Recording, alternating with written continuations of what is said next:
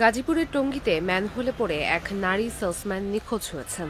২৭ জুলাই রাত ৯:৩০টার দিকে ঢাকা ময়মনসিংহ মহাসড়কের পাশে টঙ্গীর হোসেন মার্কেট এলাকায় এই ঘটনা ঘটে।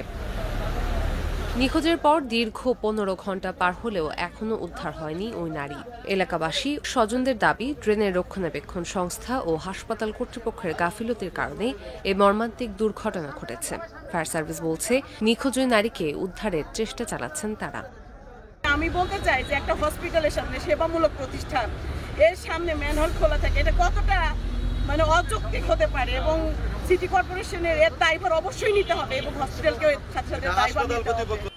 ২৭ জুলাই রাত ৯:৩০টার দিকে হোসেন মার্কেট এলাকায় স্থানীয় ইম্পেরিয়াল হাসপাতালে ওষুধ বিপণনের কাজে এসেছিলেন একটি কোম্পানির সেলসম্যান হিসেবে কর্মরত ফারিয়া তাসনিম জ্যোতি।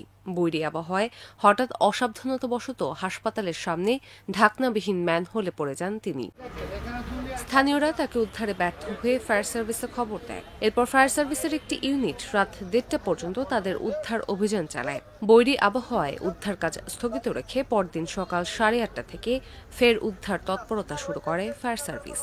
তাদের সাথে যোগ দেয় সিটি কর্পোরেশন ও পুলিশ প্রশাসন।